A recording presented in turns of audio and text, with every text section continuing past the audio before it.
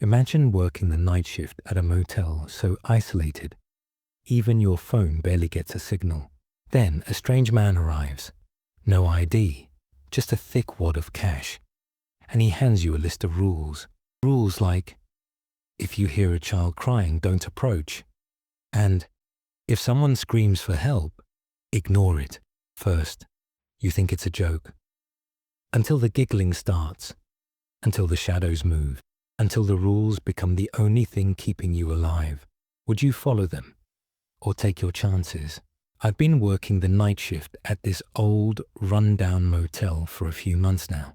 It's the kind of place that feels like it belongs in a ghost-hunting TV show. Dimly lit hallways, outdated decor, and an unsettling silence that lingers in the air. I never planned on working here, but after losing my last job, I was desperate. The motel sits just outside a nearly forgotten town, far from civilization, with barely any phone reception. As if that wasn't eerie enough, tonight, I was the only staff member on duty. My shift started at 10 p.m. The manager had mentioned earlier that a large group was set to check in around 10:30. That was strange, considering this place rarely had full bookings.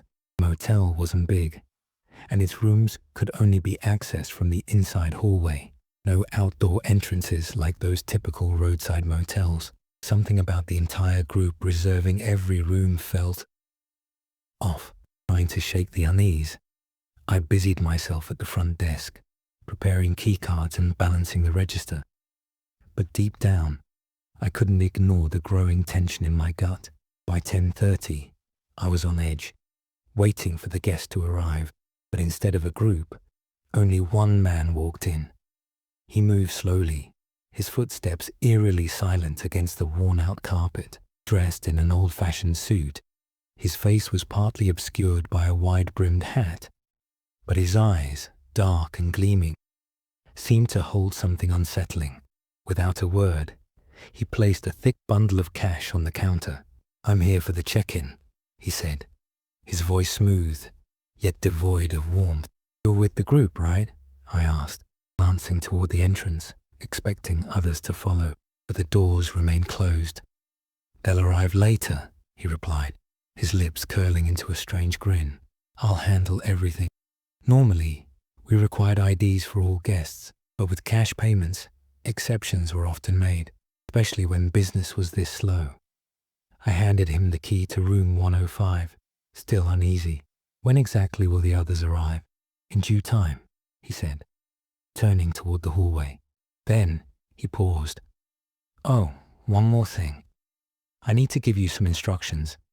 I'll be back in 10 minutes." Before I could ask what he meant, he disappeared down the dimly lit corridor, swallowed by the shadows. A heavy silence filled the lobby. 10 minutes passed, then 15. I tapped my fingers on the counter, glancing at the clock. The building creaked around me, and then I heard it, the soft sound of children giggling.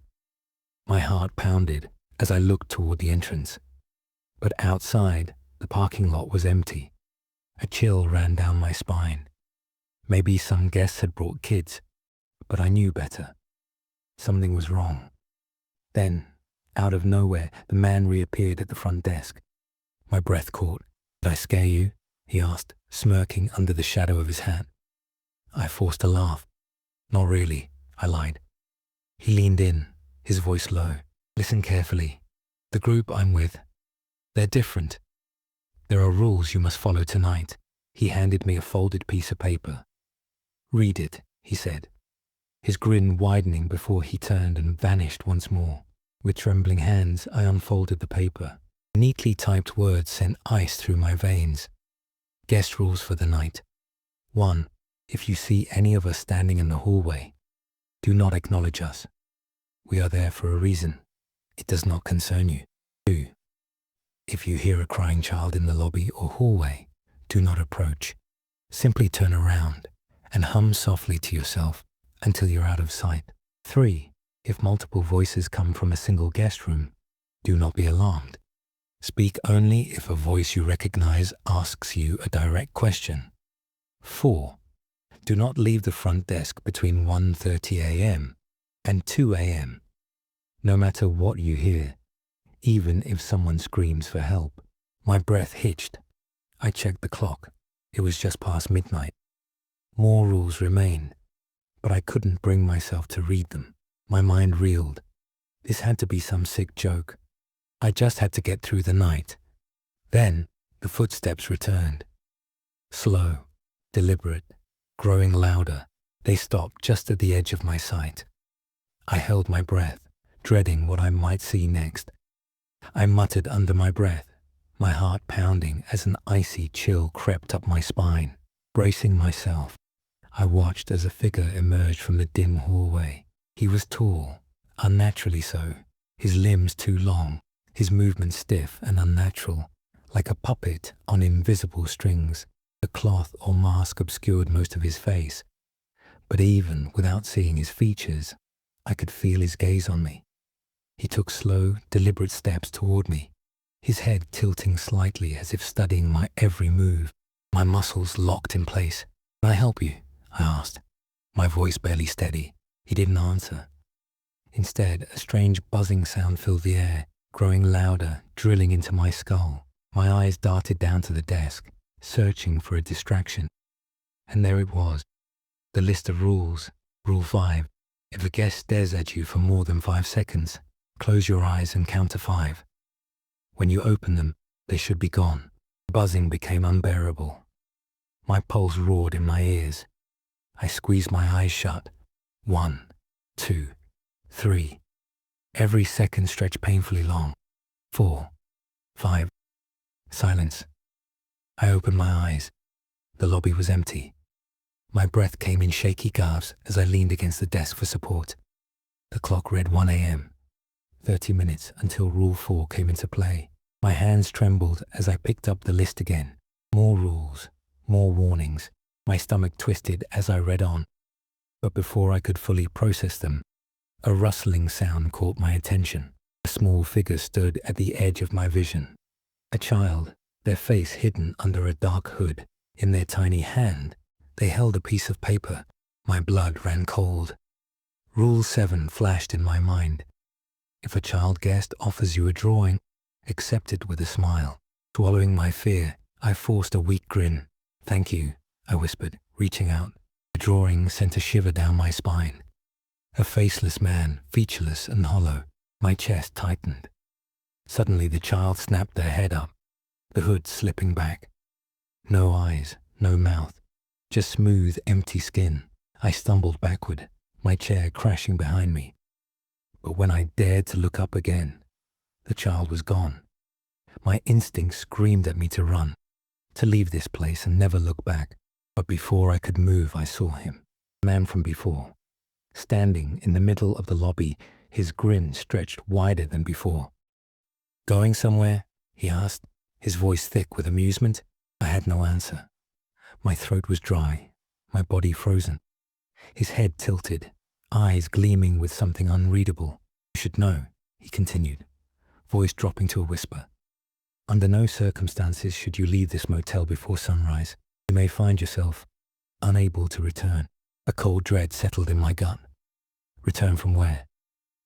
I barely managed to ask. His grin widened. "That's for you to find out." And with that, he turned and walked away, disappearing into the hallway's darkness. Then the screaming started. My entire body tensed. The guttural, bone-chilling cries echoed through the motel, growing more desperate, more inhuman. I checked the clock. 1:32 a.m. Rule 4. Do not leave the front desk between 1:30 and 2 a.m. No matter what you hear. I clenched my fists, forcing myself to stay put. The screams twisted into something monstrous, unearthly. I squeezed my eyes shut, pressing my hands against my ears. 1:45 a.m. Cries were closer now, right outside the lobby. A whisper slithered against my neck. 1:58 a.m. The walls seemed to breathe, absorbing the endless wails. I bit down on my lip, tasting blood. Just 2 more minutes. 1:59 a.m. Screams softened into agonized whispers, stretching through the silence. Then 2 a.m. Everything stopped. An eerie, suffocating quiet settled over the motel. The only sound was the relentless ticking of the clock. I didn't dare move. Something told me the night wasn't over yet. I sagged into my chair, gasping for air as my heart pounded like a drum. Screams had stopped, but the weight of dread still clung to me. I glanced at the clock. 2:02 a.m. Rules loomed in my mind like dark warnings. My clammy hands left faint prints on the desk as I fought the urge to run, but his words echoed in my head. Under no circumstances should you leave the motel before sunrise. Silence pressed in, thick and suffocating. The fluorescent lights buzzed overhead, flickering weakly. I strained to hear anything, movement, breathing, anything that would warn me of what was lurking in the shadows. Then, out of the corner of my eye, I saw it. A small figure near the hallway entrance. My stomach dropped. A child. Rule 2. If you encounter a crying child, do not approach. Turn around and hum softly to yourself until you are out of sight. The child stood eerily still, head tilting slightly as if studying me. I turned away, my breath shaking as I forced a soft hum from my lips. The air around me grew heavier. Then a whimper. The sound crawled down my spine. I hummed louder, resisting the desperate urge to look. The cries built to a heartbreaking sob, but I held firm. And then, silence. I exhaled shakily. When I finally dared to glance, the hallway was empty. Time dragged on. 3 a.m., 4 a.m. I clung to the passing minutes, willing the night to end. But at 5 a.m., a shift in the air made my skin crawl. The hallway darkened, and then I saw them. Dozens of figures standing in the shadows. Men, women, children, all silent, all facing me. Rule 1. If you see them in the hallway, do not acknowledge them. I fixed my eyes on the desk, hands gripping the counter so tightly my knuckles turned white. A whisper slithered through the silence. Look at us. Voices multiplied, swirling like a cold wind. My breath came in ragged gasps, but I didn't move. 5:50 a.m. Figures faded. I peeked at the clock, barely believing it. 6 a.m. Dawn. A soft golden light seeped through the glass doors. The suffocating pressure in the room lifted. I stood on trembling legs and pushed the doors open. Cool morning air washed over me. The motel looked normal now, its horrors hidden in the daylight. I climbed into my car, started the engine, and looked back one last time. A shadow stood in a window, watching. I blinked, and it was gone. Shaking my head, I drove away, knowing one thing for certain. I would never come back. If you found yourself in this situation, would you follow the rules, or break them to find out what's really going on? Comment below with what you would do. And if you love creepy stories like this, don't forget to like, subscribe, and turn on notifications for more terrifying tales from Creepy Hive.